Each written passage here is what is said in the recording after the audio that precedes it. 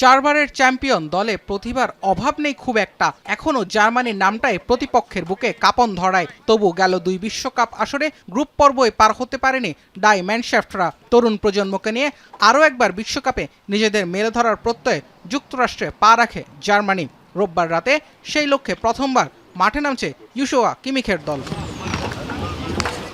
Greatest show on আর্থে সাম্প্রতিক সময়টা একেবারেই পক্ষে নেই জার্মানির। শেষ 2 আসরে প্রথম ম্যাচে হার দেখেছিল তারা। জার্মানির সবশেষ ক্লিনশিট এসেছিল আর্জেন্টিনার বিপক্ষে 2014 আসরের ফাইনালে। বিব্রতকর এক রেকর্ডের পরেও কিমিখ, জামাল মুসিয়ালা, ফ্লোরিয়ান ভির্টস কিংবা নিকোলাস ভোলমেটদের নিয়ে নতুন শুরুর অপেক্ষায় আছে তারা। আমেরিকা মহাদেশে প্রতিপক্ষের বিরুদ্ধে 17 ম্যাচে 14 জয়ের দারুণ পরিসংখ্যান তাদের সঙ্গী। প্রতিপক্ষ কুরাসাও বিশ্বকাপে আসছে সবচেয়ে কম জনসংখ্যার দেশ হিসেবে। নবাগত দলটি বড় প্রতিপক্ষের বিরুদ্ধে নিজেদের সর্বোচ্চটাই উজাড় করে দেওয়ার ব্যাপারে প্রত্যয়ী। 2 দলের ম্যাচ শুরু রাত 11টায়।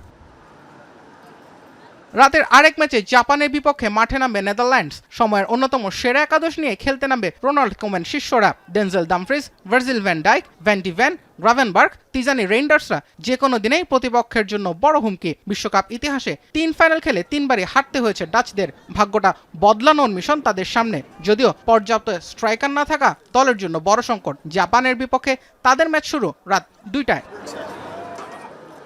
জুবায়ের আহমেদ, এখন।